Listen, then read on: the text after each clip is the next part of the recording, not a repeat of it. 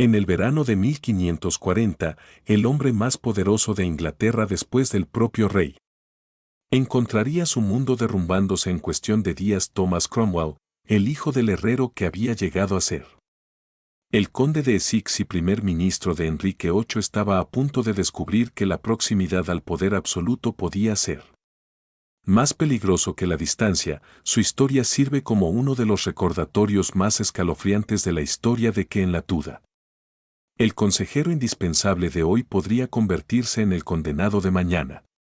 Traidor, el hombre que había orquestado la caída del cardenal Wolsey diseñó la ruptura de Enrique con Roma y envió muchos otros que pronto serían llevados a la muerte. Se enfrentarían a la misma brutal maquinaria de justicia que él había ayudado a perfeccionar. Lo que hace que la caída de Cromwell sea particularmente aterradora no es solo su rapidez, sino la crueldad calculada con la cual fue ejecutado por el mismo rey al que había servido tan fielmente Thomas. El ascenso de Cromwell al poder comenzó en las circunstancias más improbables que se dieron en todo el mundo. 1485, en Putney, a un herrero y cervecero, el joven Thomas huyó de Inglaterra después de un altercado violento con su padre buscando fortuna en los mercados continentales y campos de batalla durante sus primeros años. En Italia lo expusieron a las despiadadas filosofías políticas de Machiavelli y los sofisticados sistemas financieros que más tarde le serían útiles en la corte de Enrique, que regresó a Inglaterra con una considerable riqueza y conexiones. Cromwell entró al servicio del cardenal Wolsey en la década de 1520 con su agudo poder legal. Su mente y comprensión del derecho canónico y civil lo hicieron invaluable durante él negociaciones complejas en torno al deseo de Enrique de anular su matrimonio con Catalina de Aragón cuando Wolsey cayó. En 1529, Cromwell logró distanciarse de su antiguo amo. Al mismo tiempo que se posicionaba como indispensable para el rey en 1532. Cromwell se había convertido en el secretario principal de Enrique y su influencia creció exponencialmente. Fue el arquitecto de la reforma inglesa. No surgió por convicción religiosa sino por frío cálculo político. La ruptura con Roma resolvió los problemas matrimoniales de Enrique y al mismo tiempo llenó el espacio real. Arcas con riquezas confiscadas del monasterio. El enfoque metódico de Cromwell para desmantelar siglos de monasterios religiosos. La tradición demostró tanto su genio administrativo como su completa falta de sentimentalismo. Sus métodos eran tan eficientes como despiadados. Los Cromwell mantenían una extensa red de informantes en toda Inglaterra, creando lo que la historiadora Hilary Mantel llamaría. Más tarde lo describió como el primer servicio de inteligencia moderno que comprendió que la información era poder y él ejercía ambos con una eficacia devastadora. Aquellos que se oponían a las políticas religiosas del rey se encontraban enfrentando cargos de traición, a menudo basados en evidencia de que los agentes de Cromwell habían cultivado cuidadosamente la disolución de los monasterios que Cromwell orquestó. Entre 1536 y 1541 ejemplificó su enfoque de gobierno. Las antiguas casas religiosas que habían perdurado durante siglos fueron despojadas sistemáticamente de su riqueza. Sus tierras fueron redistribuidas entre los partidarios de Enrique y sus habitantes fueron expulsados con una compensación mínima. La operación se llevó a cabo con precisión militar, generando una enorme riqueza para la corona mientras destruía un pilar fundamental de la sociedad inglesa medieval. El ascenso de Cromwell al puesto de conde de Essex en 1540 pareció representar en la cima de su éxito. Había sobrevivido a la peregrinación de la gracia y la rebelión.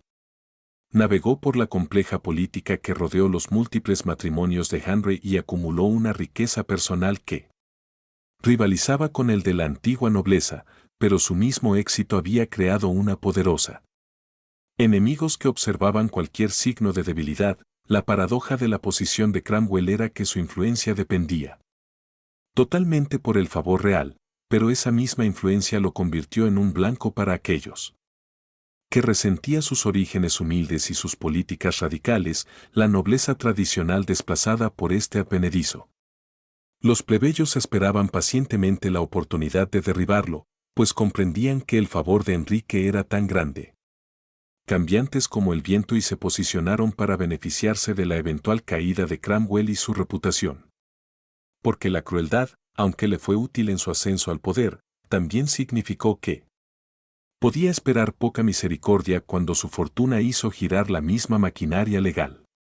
Las fuerzas que había usado para destruir a otros inevitablemente se volverían en su contra, operadas por hombres que habían aprendido sus. El oficio de Cromwell se basa en observar sus métodos en el brutal mundo de la política Tudor. Se había vuelto indispensable, pero también se había vuelto inamistoso. El comienzo de la caída de Cromwell se puede atribuir a un único error de cálculo diplomático que demostraría catastrófico en su afán por asegurar el cuarto matrimonio de Enrique y forjar una alianza protestante con los alemanes. Los príncipes Cromwell habían negociado el compromiso del rey con Ana de Clevery sin asegurar la aprobación personal de Enrique de la novia. El matrimonio contraído a finales de 1539 era políticamente sólido, pero personalmente desastroso para el rey cuando Enrique vio por primera vez a Ana de Clevery. En enero de 1540 su reacción fue inmediata y devastadora para Cromwell. El futuro rey, que había esperado una hermosa novia basándose en el favorecedor retrato de Oline, encontró en cambio una mujer que él consideraba sencilla e inadecuada. La famosa descripción que Henry hizo de Ana como una. El alcalde de Flandes no solo reflejó su decepción personal, sino también su creciente resentimiento hacia el ministro que había organizó el matrimonio y las implicaciones políticas del matrimonio de Henry. La insatisfacción se extendió mucho más allá de las preferencias personales. El matrimonio representaba un compromiso con la príncipes alemanes protestantes en un momento en que Enrique estaba reconsiderando su política exterior. Opciones políticas de las potencias católicas de Europa, en particular del emperador Carlos V.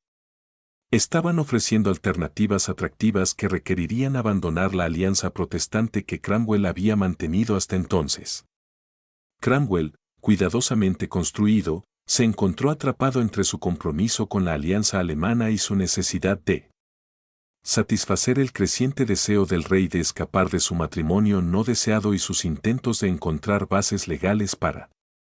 Los problemas de endulzamiento se complicaron por la misma minuciosidad con la que había negociado el contrato matrimonial original. El marco político que había creado para apoyar el partido ahora se convirtió en un obstáculo. Para disolverlo, la insatisfacción del rey con su matrimonio se vio enredada con cuestiones más amplias sobre la política religiosa de los nobles conservadores, liderados por el duque de Norfolk, comenzó a defenderse. En defensa de la Europa católica y de la reversión de algunas de las reformas más radicales de Cromwell, argumentaron que las políticas protestantes de Cromwell habían aislado a Inglaterra y creado conflictos innecesarios. Enemigos entre las potencias europeas tradicionales. La atracción de Enrique por Catherine Howard, la joven sobrina de Norfolk, proporcionó la facción conservadora con un arma poderosa contra Cromwell la posibilidad. La idea de un quinto matrimonio ofreció a Enrique tanto satisfacción personal como política. Flexibilidad, pero requería eliminar los obstáculos que las políticas de Cromwell habían creado para el ministro que una vez pareció. Ahora parecía indispensable ser el principal impedimento para la felicidad del rey. La respuesta de Cromwell a esto. La crisis reveló tanto su perspicacia política como su vulnerabilidad final.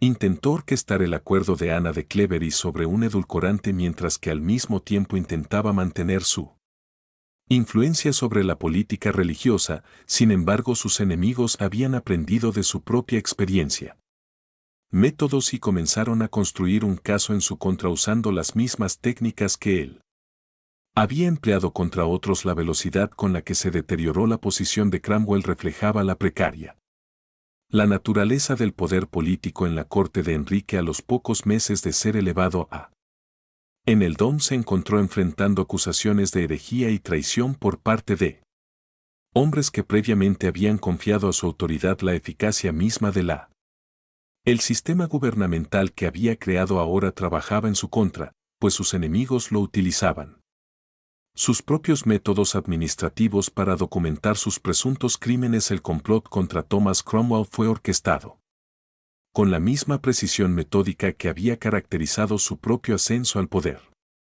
El duque de Norfolk, en representación de la facción católica conservadora, reconoció que la caída de Cromwell requirió más que el desagrado real, exigió un caso legal cuidadosamente construido que justificaría el castigo extremo que el partido de Norfolk buscaba infligir. La estrategia de Norfolk se centró en explotar la creciente paranoia de Henry sobre la ortodoxia religiosa y su influencia personal.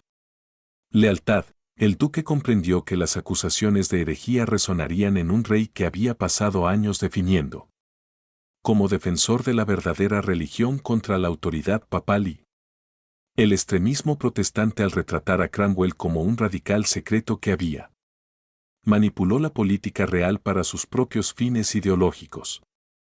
Norfolk podría transformarse. La irritación personal del rey se convirtió en furia justificada por la facción conservadora. Comenzó a reunir evidencia de la correspondencia de Cromwell con los reformadores protestantes en toda Europa, particularmente su comunicaciones con los elementos más radicales en los círculos luteranos alemanes. Las cartas que alguna vez habían representado una prudente recopilación de inteligencia diplomática ahora se reinterpretaron como prueba de una conspiración traicionera. La red de contactos protestantes de Cromwell se consideraba previamente valiosa. Los activos se convirtieron en prueba de sus peligrosas simpatías religiosas, según Stephen Gardner. Un obispo conservador de Winchester jugó un papel crucial en el desarrollo del caso teológico contra Cromwell.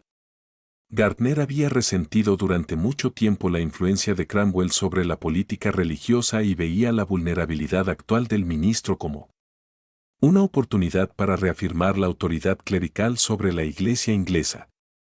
La reputación académica dio credibilidad a las acusaciones de que Cromwell había promovido doctrinas heréticas contrarias a las propias preferencias teológicas del rey.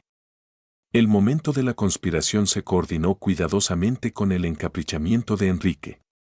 Con Catherine Howard, Norfolk comprendió que la influencia de su sobrina sobre el rey creó una oportunidad única para atacar a Cromwell mientras Enrique estaba emocionalmente vulnerable y políticamente distraído.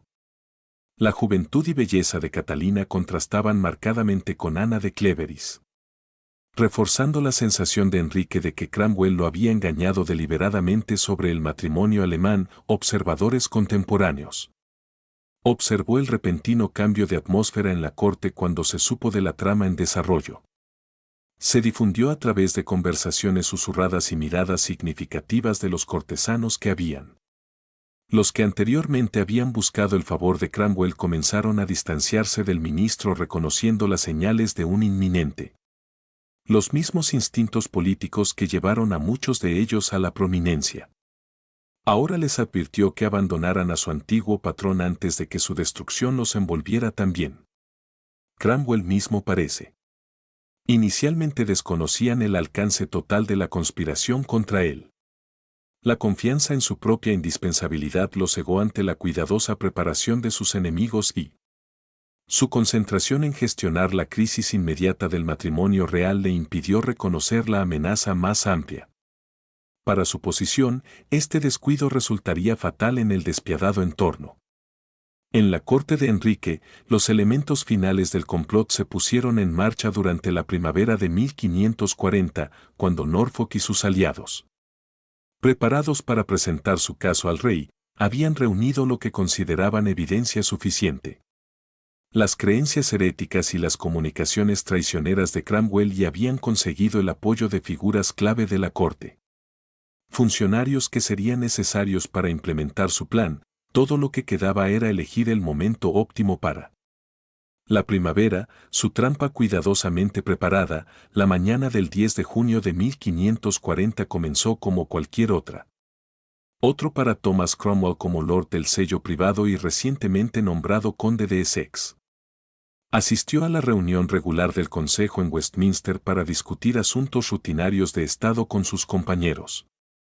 Los consejeros no encontraron nada en su comportamiento que sugiriera conciencia de la catástrofe. que estaba a punto de desarrollarse, aunque algunos observadores afirmarían más tarde haber notado una tensión inusual en la sala. La trampa se activó con una rapidez devastadora en medio de los procedimientos del Consejo. El duque de Norfolk se levantó de su asiento y comenzó a leer los cargos formales de traición y herejía contra. Las acusaciones contra Cromwell fueron exhaustivas, alegando que el conde había promovido doctrinas heréticas sostenidas, correspondencia traicionera con enemigos extranjeros y engañó deliberadamente al rey sobre asuntos de vital importancia. La reacción inicial de Cromwell fue de incredulidad y asombro ante el hombre que había orquestado escenas similares contra otros y ahora se encontraba siendo el blanco de la misma maquinaria legal que había ayudado a perfeccionar sus intentos de defenderse. Se vio interrumpida cuando Norfolk ordenó a los guardias que lo arrestaran inmediatamente. La velocidad de los procedimientos no dejó oportunidad para la elaboración maniobras legales que habían caracterizado los propios procesos de Cromwell contra su enemigos. El simbolismo del arresto fue cuidadosamente calculado para humillar a los. Al ministro caído le fue despojada de la insignia de la Liga que se le había otorgado recientemente como el más alto honor de Inglaterra. Persona a la vista del Consejo reunido, su bastón de mando estaba roto y echó a un lado y su espada ceremonial fue removida. Gestos tradicionales que marcó su completa caída en desgracia y su transformación de par de los del reino al prisionero común. Los relatos contemporáneos describen el silencio atónito que siguió al arresto de Cromwell. Los consejeros que habían trabajado estrechamente con él durante años se quedaron congelados en sus asientos, temerosos de que cualquier muestra de simpatía se podría interpretar como complicidad en sus presuntos crímenes. La atmósfera en la cámara fue descrita como opresiva, lleno del reconocimiento de que el hombre más poderoso de Inglaterra después del rey acababa de ser reducido a un estado indefenso. Prisionero en cuestión de minutos. El acto físico de encadenar a Cromwell tenía un significado particular. En el contexto de la cultura política de los Tudor, las cadenas no eran simplemente restricciones, sino símbolos de desgracia. Tradicionalmente reservado para criminales comunes en lugar de pares del reino. Al ordenar que Cromwell fuera encadenado, inmediatamente Norfolk se aseguró de que su humillación fuera completa y visible para todos los que presenciaran su destitución.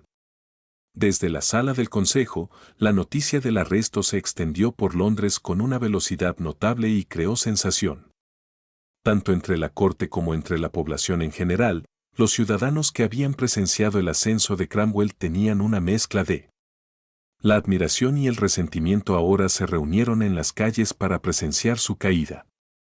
La velocidad de la transformación del poder a la impotencia sirvió como un duro recordatorio de la naturaleza precaria de la fortuna política en la Inglaterra de Enrique. El impacto psicológico en el propio Cromwell parece haber sido severo. Los testigos lo describieron como alguien de aspecto envejecido y destrozado mientras lo llevaban encadenado. El administrador confiado lo reemplazó por un hombre confundido y asustado que parecía incapaz de comprender la magnitud de su reversión, la destrucción sistemática. El misterio de su personaje cuidadosamente construido comenzó con su arresto y continuaría a lo largo de su encarcelamiento y juicio. El encarcelamiento de Cromwell en la Torre de Londres marcó el comienzo de una campaña cuidadosamente orquestada de degradación psicológica y física, diseñado para quebrantar su espíritu y extraerle las confesiones que sus enemigos exigían. La torre que había servido como destino final para tantas de sus propias víctimas ahora se convirtió en su propia prisión. Las paredes resonaban con los fantasmas de aquellos a quienes había enviado a la muerte. Las condiciones de su confinamiento eran deliberadamente duro, diseñado para contrastar marcadamente con el lujo del que había disfrutado. Como uno de los hombres más poderosos de Inglaterra, se habían ido las ropas finas y los alimentos ricos. Y los cómodos aposentos que habían marcado su elevado estatus, en cambio encontró él mismo en una celda de piedra estrecha, mal iluminada y con calefacción inadecuada, usando él. Las toscas ropas de un prisionero común eran empleadas por sus interrogadores, que empleaban técnicas que el propio Cromwell había perfeccionado durante sus años como primer ministro de Enrique, comprendieron que la tortura física, si bien era efectiva, era menos valiosa que la presión psicológica aplicada sistemáticamente a lo largo del tiempo, el conocimiento de que sus métodos anteriores estaban siendo utilizados.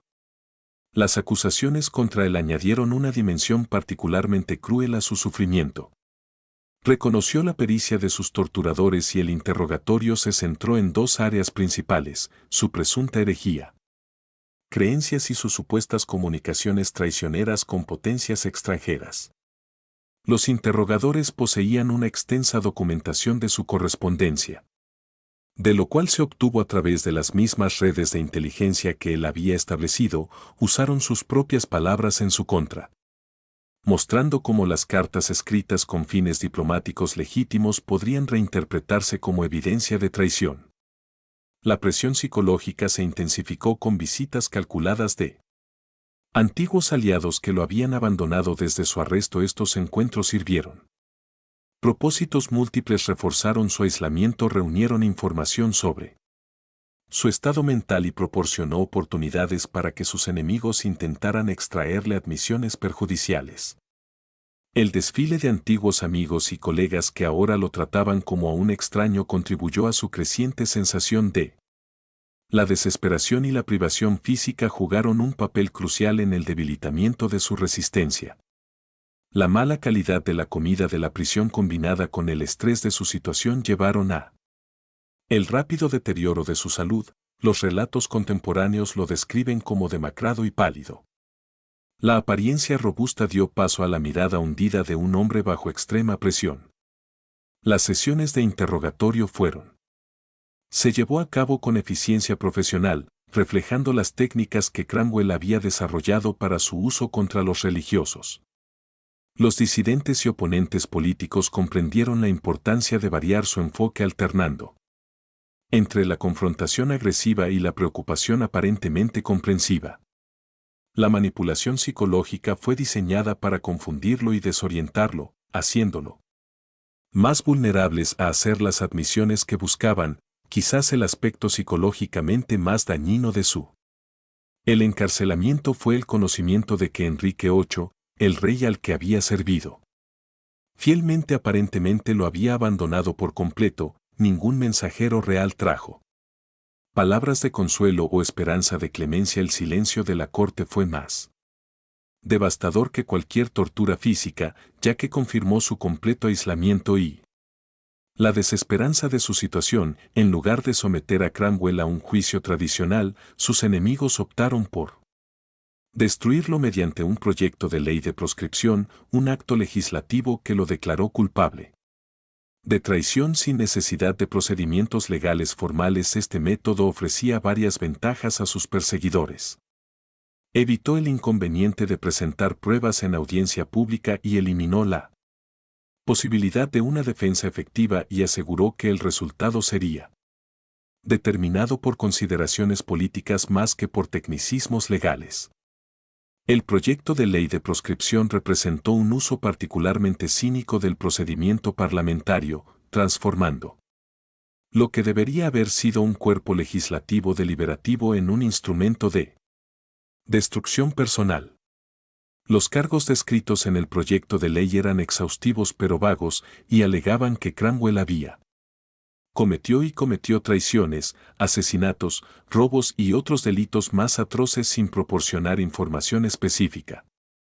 Detalles que podrían ser cuestionados o refutados. Los cargos religiosos formaron el núcleo del caso en su contra. Es el proyecto de ley que lo acusa de promover doctrinas heréticas que protegen a los herejes conocidos y socavando la autoridad del rey en materia de fe. Estas acusaciones fueron particularmente dañinos porque tocaron la profunda preocupación de Henry sobre la ortodoxia religiosa y su deseo de ser visto como un defensor de la verdadera doctrina cristiana contra la autoridad papal y el extremismo protestante. Los cargos de traición fueron más específicos y se centraron en su supuesta correspondencia con enemigos extranjeros y sus supuestos intentos de manipular la política real para su propio beneficio, el proyecto de ley afirmaba que había organizó traidoramente el matrimonio del rey con Ana de Cleveris a pesar de saber que sería políticamente y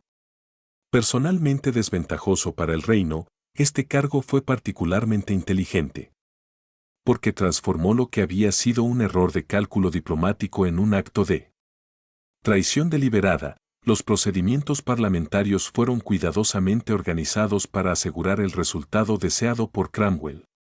Los partidarios del Parlamento, intimidados por el destino de su antiguo patrón, permanecieron.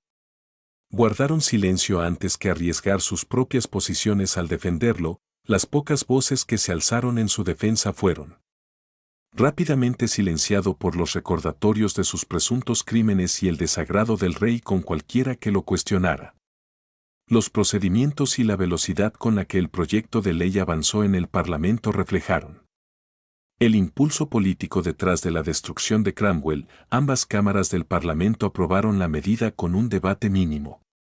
Sus miembros entendieron que la oposición sería interpretada como una deslealtad al rey y al legislativo, proceso que normalmente implicaba una cuidadosa consideración de la evidencia y un análisis exhaustivo. La discusión se redujo a una formalidad diseñada para dar cobertura legal a un resultado predeterminado. Las disposiciones del proyecto de ley eran amplias en su alcance, no solo condenando a Cromwell a muerte, sino también confiscar todos sus bienes y despojar a su familia de cualquier derecho a sus títulos o propiedades. La pérdida total aseguró que su destrucción sería tanto personal como dinástica, eliminando cualquier posibilidad que sus descendientes podrían tratar de restaurar la fortuna de la familia en el futuro. El impacto psicológico para Cromwell, enterarse del proyecto de ley de proscripción fue devastador. Que sería condenado sin juicio por el mismo sistema parlamentario que había utilizado para legitimar la ruptura de Enrique con Roma representaba la ironía máxima de su situación, la maquinaria legislativa. Él había ayudado a crear y operar y ahora estaba siendo utilizado para destruirlo. Eficiencia despiadada durante el periodo comprendido entre la condena y la ejecución de Cromwell. Se caracterizó por una campaña sistemática para extraer todas las ventajas posibles de su desesperada situación. Hizo que sus enemigos comprendieran que un hombre que enfrentaba ciertas la muerte podría estar dispuesta a proporcionar información valiosa o realizar servicios finales a cambio de la débil esperanza de clemencia o una muerte más misericordiosa, la exigencia más importante que se le impone. El ministro condenado fue su ayuda para anular el matrimonio de Enrique con Ana de Cleves. A pesar de sus propias circunstancias desesperadas, Cromwell tuvo que utilizar su experiencia jurídica y sus conexiones diplomáticas para facilitar la disolución del matrimonio que había negociado originalmente. Este requisito añadió una dimensión particularmente cruel a sus últimas semanas, cuando se vio obligado a participar en la destrucción de su propio trabajo. Mientras esperaba la ejecución, se aseguró su cooperación en los procedimientos de edicto. A través de una combinación de esperanza y desesperación, aunque comprendió que su muerte era prácticamente segura. Posibilidad de que un servicio excepcional le pudiera hacer ganar un indulto siempre que su motivación para cumplir con las demandas de su captor y su conocimiento detallado de las negociaciones matrimoniales lo hacían único, calificado para identificar los fundamentos legales para la disolución y su ex diplomático. Los contactos aún podrían ser valiosos para asegurar la cooperación de Ana de Cleves.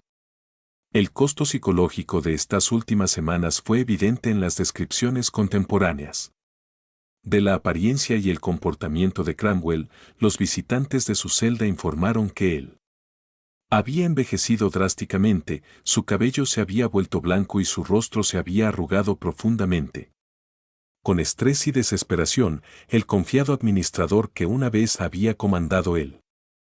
El respeto y el temor de la nobleza de Inglaterra se habían reducido a un hombre destrozado que suplicaba por su vida religiosa. Las consideraciones jugaron un papel cada vez más importante en los pensamientos de Cromwell a medida que su ejecución se acercaba. El hombre que había sido acusado de herejía comenzó a buscar consuelo espiritual de los ministros protestantes que intentaban reconciliar sus fracasos terrenales con su esperanza de misericordia divina. Estas consultas religiosas proporcionaron cierta medida de alivio psicológico, mientras que también sirve a los propósitos de su enemigo, reforzando la narrativa de sus errores teológicos. Sus intentos de comunicarse con familiares y amigos fueron estrictamente controlados, con toda correspondencia sujeta al escrutinio de sus carceleros. Las pocas cartas que los documentos que sobreviven de este periodo revelan a un hombre que lucha por mantener su dignidad mientras, reconociendo la realidad de su situación. Sus comunicaciones con su hijo Gregory fueron particularmente conmovedoras. Mientras intentaba brindar orientación a un joven que heredaría el estigma de la desgracia de su padre, la práctica. Los preparativos para su ejecución se convirtieron en un tema de intenso debate entre los funcionarios de la corte. El método de muerte, ya sea por ahorcamiento, descuartizamiento como correspondía a un traidor, o por la decapitación más misericordiosa reservada para la nobleza, enviaría señales importantes. En cuanto al juicio final del rey sobre su exministro, la decisión no solo se reflejaría en la percepción de Cromwell Estado, sino también sobre el carácter de Enrique como gobernante a lo largo de estas últimas semanas. Cromwell mantenía una esperanza desesperada de que Enrique pudiera ceder y perdonarle la vida. Esta esperanza fue cuidadosamente alimentado por sus enemigos, que comprendían que un hombre que esperaba clemencia sería más dócil que alguien que había aceptado su destino. La manipulación psicológica continuó hasta el final, asegurándose de que las últimas semanas de Cromwell estuvieran marcadas por tormento emocional así como confinamiento físico. En la mañana del 28 de julio 1540, Thomas Cromwell fue sacado de su celda en la Torre de Londres para enfrentarse a su. La fecha de su última aparición pública había sido cuidadosamente elegida para coincidir con el matrimonio de Enrique con Carolina Howard, asegurándose de que la alegría del rey no se viera empañada por la insistencia en la desagradable necesidad de ejecutar a su ex. El nombramiento del ministro en ese momento reflejó la crueldad calculada que había caracterizado cada aspecto de la gestión de Cromwell. La caída del viaje desde la célula hasta el andamio fue diseñada deliberadamente como una. La humillación final de Cromwell, que una vez viajó con gran pompa como uno de los nobles más poderosos, ahora caminaban encadenados entre las multitudes burlonas que se habían reunido para presenciar su muerte. El contraste entre su antigua magnificencia y su actual degradación proporcionó una marcada lección sobre la naturaleza transitoria del poder mundano que no pasó desapercibida para los observadores. El cadalso había sido erigido en Tower Hill, el lugar tradicional de ejecución de traidores y criminales de alto rango, el elevado. La plataforma aseguró que la muerte de Cromwell fuera visible para la gran multitud que se había reunido en sus últimos momentos. En un espectáculo público diseñado para reforzar la autoridad real y satisfacer la sed de sangre popular, y la naturaleza teatral de las ejecuciones de los Tudor transformaron el sistema legal. El castigo en el teatro político.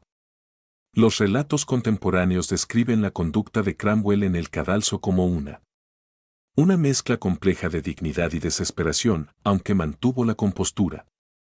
Como se esperaba de un noble que enfrentaba la muerte, los testigos notaron el temblor en su voz.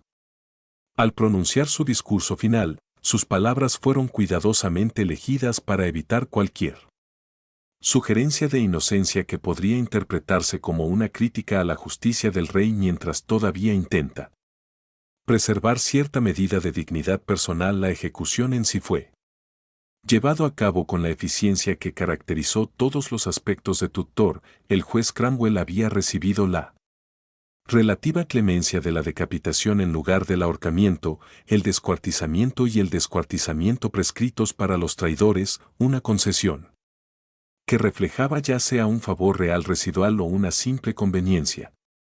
El hacha del verdugo, manejada por un profesional experimentado, acabó con su vida. De un solo golpe, las consecuencias inmediatas de la ejecución revelaron la naturaleza calculada de todo el procedimiento. La cabeza de Cromwell fue exhibida en el puente de Londres junto a las de Otros traidores sirviendo como advertencia a los posibles enemigos de la corona su cuerpo. Fue enterrado en una tumba sin nombre, lo que le negó el elaborado funeral que habría tenido. Han estado a la altura de su antiguo rango y se han asegurado de que sus restos físicos no sirvan de foco para la oposición futura.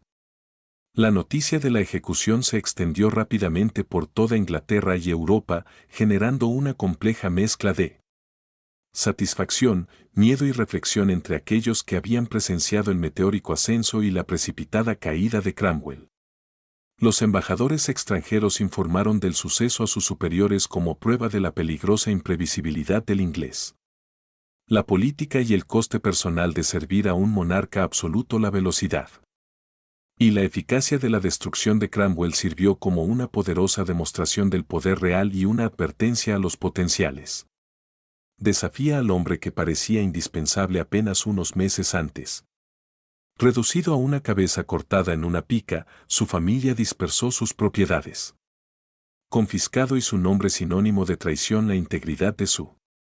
La obliteración reflejó la naturaleza sistemática de la justicia Tudor cuando se aplicó a enemigos de la corona. El registro histórico que rodea los últimos días y la ejecución de Thomas Cromwell es complicado por relatos contemporáneos contradictorios que reflejan las divisiones políticas y los sesgos personales de sus autores hacen que estas narrativas contradictorias hayan creado debates continuos entre los historiadores sobre la verdadera naturaleza de los crímenes de Cromwell, la imparcialidad de su juicio y las circunstancias de su muerte católica. Los observadores contemporáneos que escribían desde la perspectiva de quienes se oponían a las políticas religiosas de Cromwell tendían a retratar su caída como justicia divina por su papel en el desmantelamiento de Inglaterra.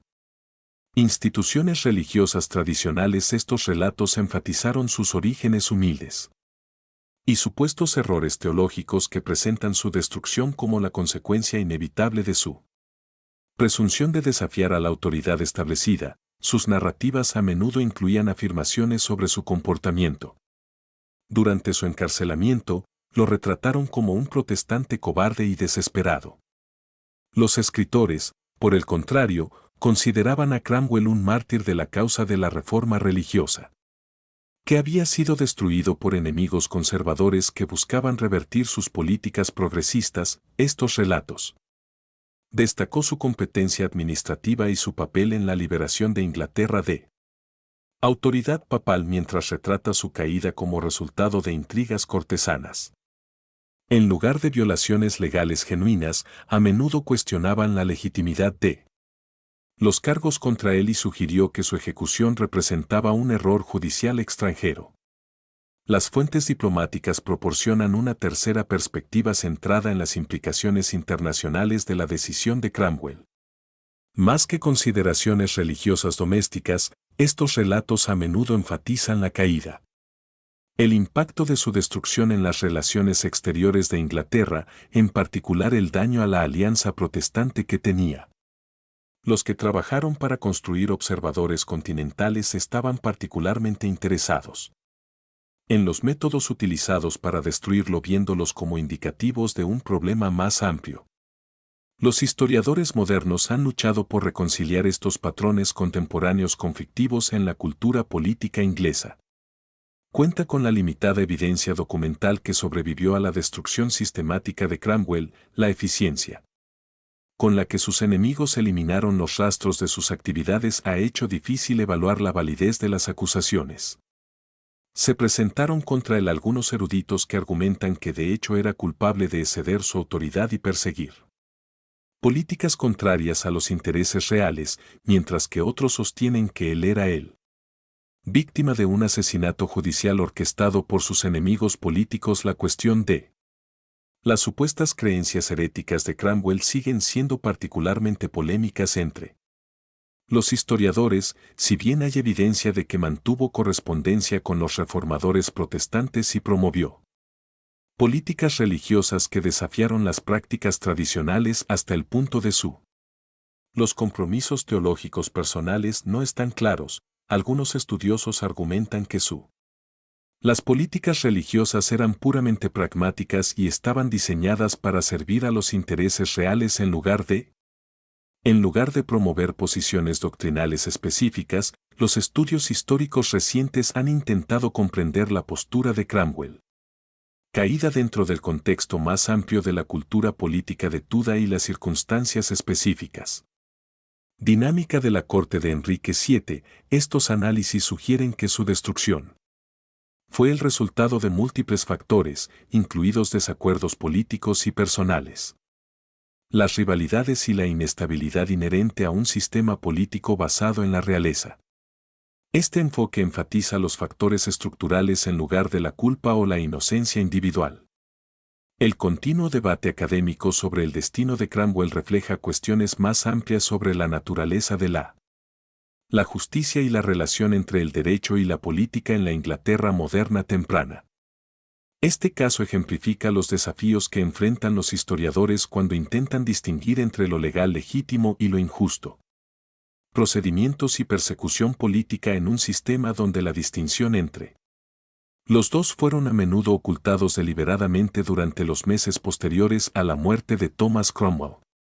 Ejecución. Enrique VIII comenzó a mostrar signos de arrepentimiento por su decisión de destruir a su exministro. El remordimiento del rey no fue impulsado por la moral consideraciones, sino por el reconocimiento práctico de que había eliminado al administrador más competente en su gobierno en un momento en que se necesitaba desesperadamente una gobernanza eficaz. El caos administrativo que siguió la muerte de Cromwell dejó dolorosamente en evidencia su antigua eficiencia para todos los que tuvo que lidiar con las consecuencias. Los problemas inmediatos creados por la ausencia de Cromwell se hicieron evidentes en el manejo de política religiosa, relaciones exteriores y administración financiera. El rey descubrió que el enfoque sistemático de su exministro hacia la gobernanza había creado un nivel de organización, una eficiencia que ninguno de sus reemplazos pudo igualar. A los nobles conservadores que había orquestado la caída de Cromwell demostró ser mucho mejor destruyendo a su enemigo que reemplazando a su funciones administrativas. La famosa queja de Enrique de que había sido objeto de falsas acusaciones en el asunto de la ejecución de Cromwell reveló tanto su creciente conciencia de su error como la incapacidad característica de aceptar la responsabilidad personal por sus decisiones y la tendencia del rey a culpar sus asesores sobre las consecuencias de sus propias decisiones. Habían llegado a su extremo lógico en la destrucción de la asesor que le había servido más eficazmente. Este patrón de comportamiento continuaría durante el resto. Durante su reinado, las consecuencias a largo plazo de la destrucción de Cromwell se extendieron mucho más allá de las dificultades administrativas inmediatas. Su muerte marcó el final de el enfoque sistemático de la reforma religiosa que había caracterizado los primeros años de la Reforma inglesa. Sin su mano guía hizo que la política religiosa se volviera cada vez más errática, reflejando las incertidumbres teológicas personales del rey, más que cualquier visión estratégica coherente de la situación internacional.